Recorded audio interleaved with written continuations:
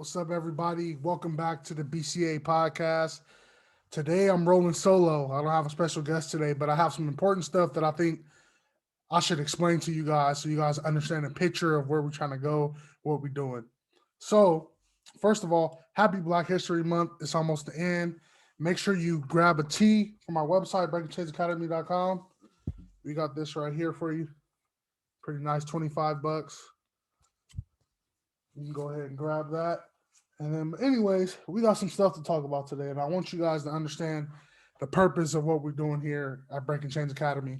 So the first thing, kind of my mindset, and it kind of brought me back today, and this is what made me want to speak to it because I was in LA and I was in the hood. I was back where I used to live at, and and I was just like, I literally was driving around, and I was looking around, and I seen so many different businesses, like so many different businesses around, and people like, I seen not only I seen business, but I seen people doing bad. I seen people like waiting for the bus. I even seen some prostitutes outside, like just people like they just look like they struggling, but they going day by day. And but and as I seen the businesses, um, it's hard to find. There's no black businesses, and maybe where other people are from, maybe Atlanta or something, it may be a little different. But from my upbringing, from being in Bakersfield, being in LA, black businesses, there are black businesses, but it's not a community. It's not like a when you go around LA, it's back after back. You're gonna see all these Hispanic shops. People got taco shops. People got whatever. They got little liquor stores, anything business. You know what I mean? They got that equity in their community. And they own those shops. We don't have that, and it doesn't make sense.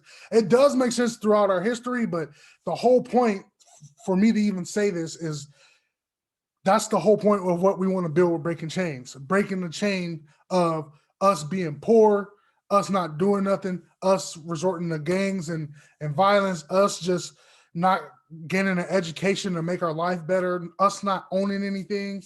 Um, and it isn't always, specifically black people, it's just at-risk people in general. If you grew up poor, more than likely you came from a cycle of people doing bad stuff, addicted to drugs, just not making the right decisions, and it's a chain, it's a cycle, and it needs to be broken, and that's what we want to do. And they always say, the youth is our future, and that's where we want to start with. But we work with young adults too, what I mean, to help them whatever they can do to expose them to a career they may get into, maybe getting into college, anything like that, because the whole intention of it is I want to build equity, in those communities, in the communities where I come from.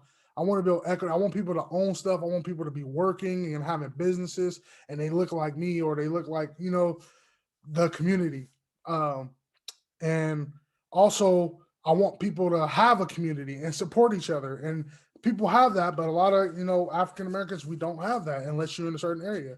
Like I said, I only seen it one time, and it was when I went to Atlanta, and I was like, um, culture shock. Like when I seen, everybody owning businesses and working, and people do it. Like I see the change now. Like when you look on social media, you look on Instagram, people got like different businesses and stuff like that. But we can do so much more.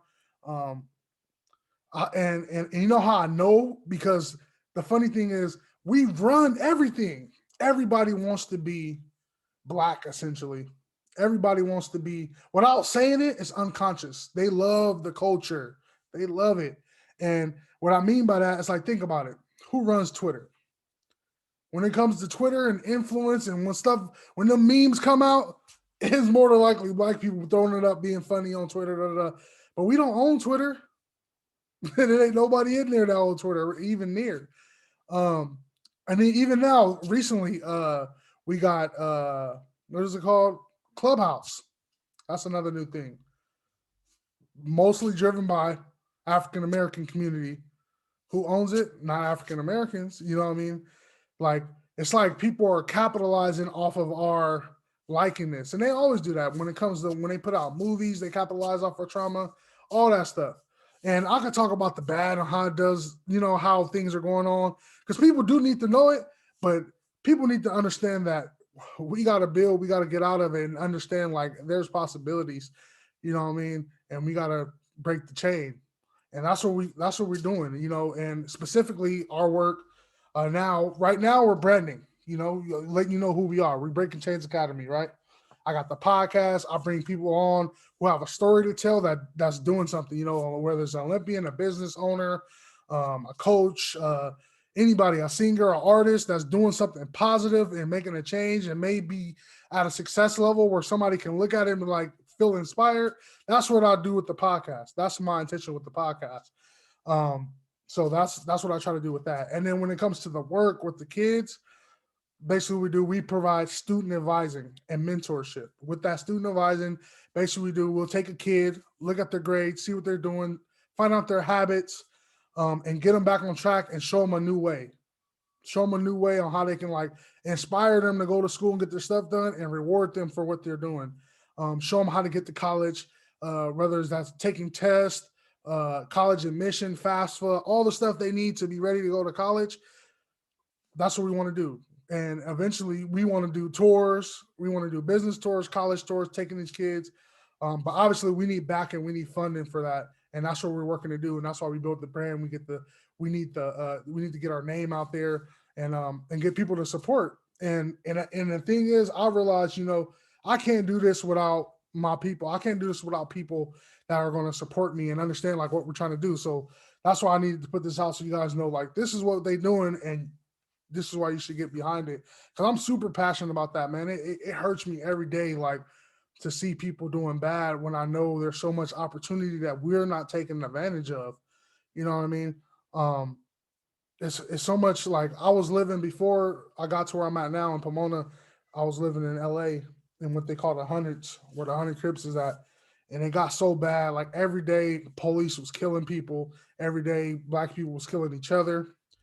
Um, and most of that stuff, most of the even the gang stuff, a lot of that stuff happened over money. So it's a lot of it is cultured, but I mean like the whole gist of it is they want to get some money. You know, people sell drugs. They out there hungry, they out there starving. There's some people that's out there getting money, but it ain't legitimate. You know, so a lot of that stuff. If you give people opportunity and help them and show them the way, that's how we change, and that's what we trying to bring. So we don't have that anymore. But the thing is, there's not much. Like I explained before, and when I went back to Bakersfield, and we used to have the center, which is in front of my elementary school. That's been closed down for probably over 20 years now. And so I know people where I'm from don't have opportunity. Only opportunity they have is go to school, and none of them kids want to go to school. Especially now during the pandemic, they are sitting on the laptop.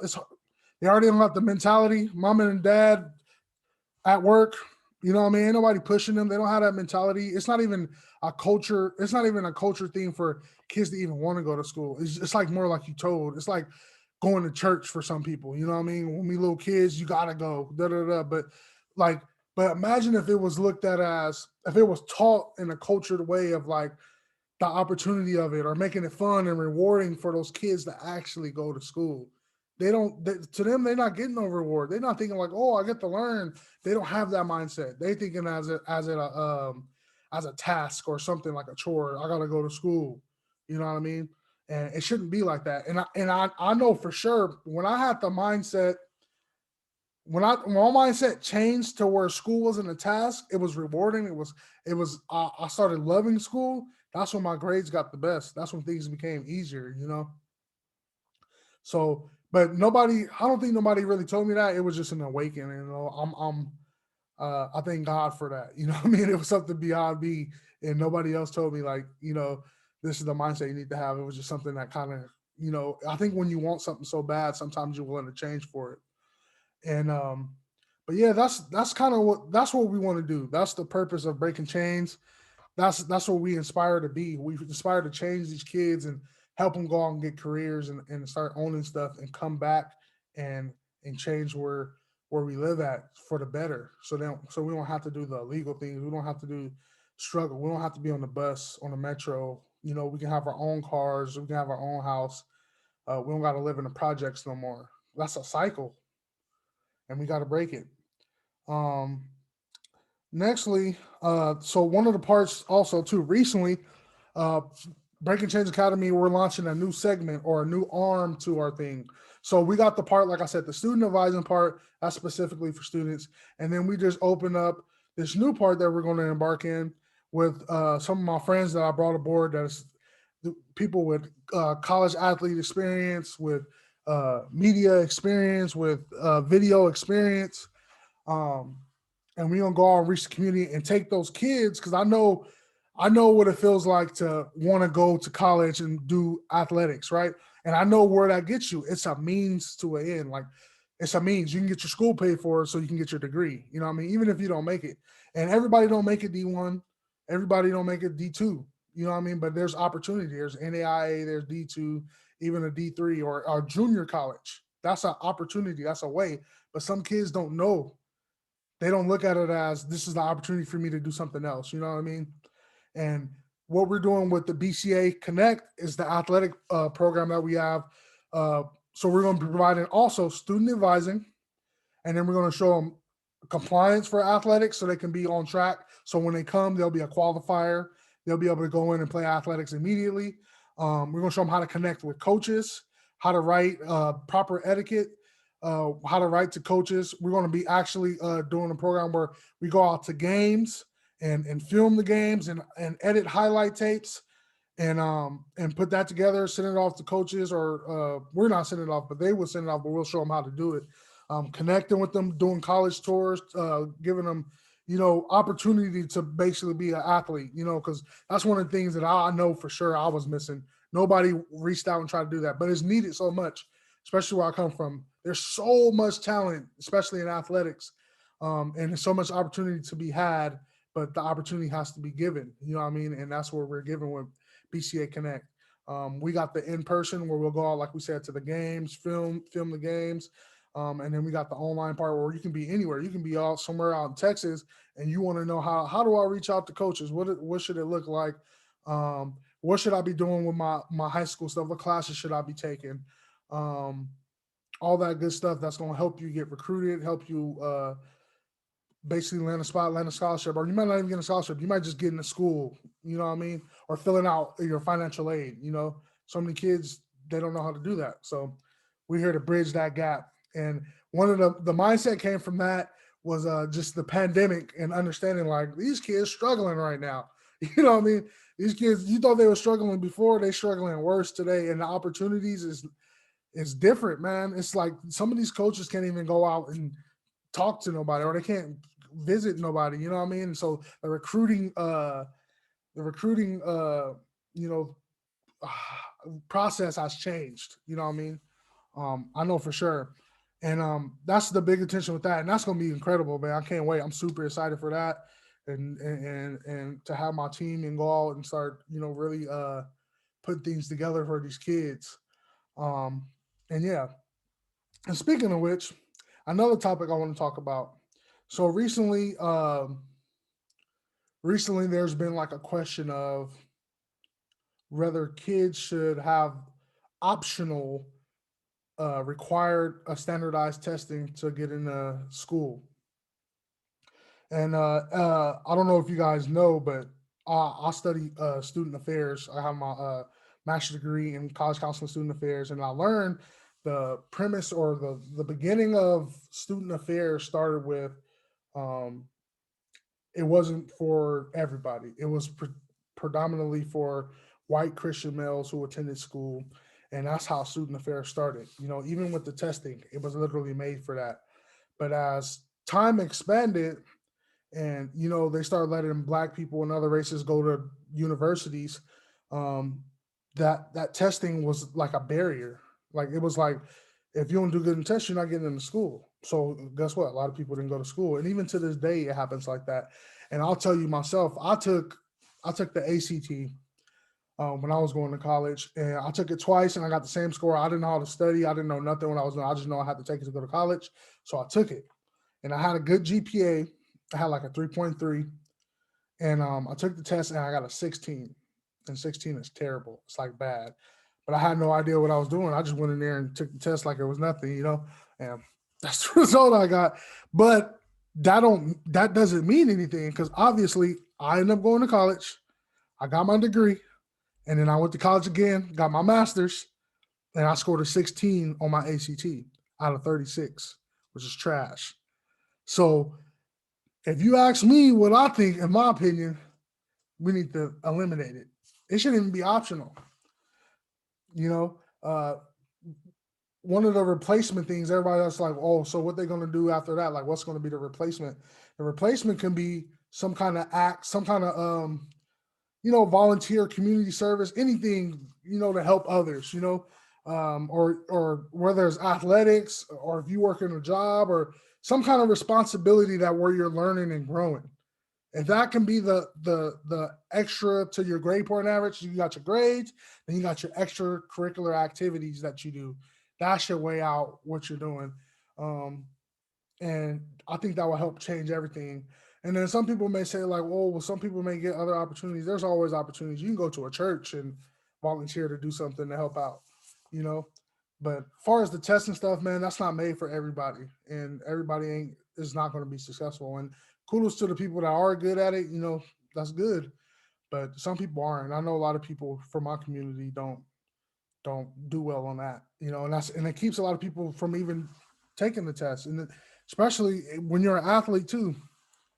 Some athletes they hold them back from being eligible. You might be a non-qualifier because you didn't get this test, but you got the GPA, which happened to me.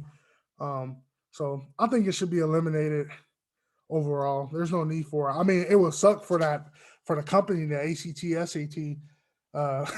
It would suck because they business is basically out of business, but I guess maybe making it optional. I don't know, but that's pretty crazy how that works. But hopefully we can get a system to where kids can get into school and everything is fair. We talk about equality, and that's something that you have to make it a equal playing field for each person. You know. Next topic that I want to talk about was next topic I want to talk about was outreach. Yeah, that's what I got next. But so outreach basically.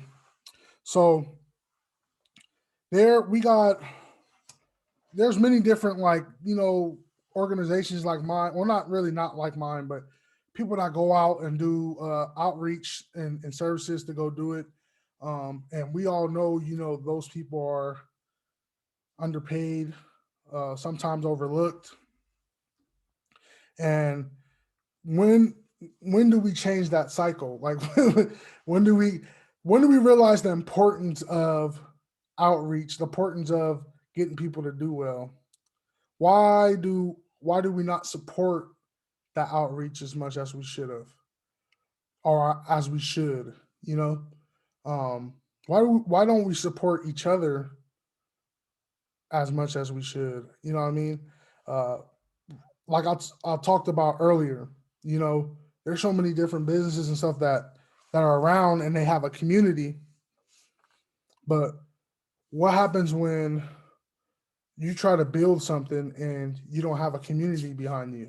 It's going to be a lot harder. It can be done and it has been done, but imagine how much stronger a force could be if a team was behind them and it was a positive thing. Um, it just make me think like that, like it would like change the game, and people always wonder like why people live the lives they live or do things the way they do. A lot of it was because they in a broken system. There is the system is broken for a lot of people, and people got to realize that the change it has to happen. You know. But yeah, I hope you guys got the gist of like what we want to do, and I'm super excited about everything. If you got any questions, make sure you tap in, comment, like, subscribe. Um, Go to our website, breakingchainsacademy.com, Instagram at Breaking Chains, YouTube, subscribe, Breaking Chains Academy, um, and even on Facebook, Breaking Chains Academy. You got all the links. If you got a kid or a young adult that made you feel like may need guidance, just send them over. Send me an email, send me a DM.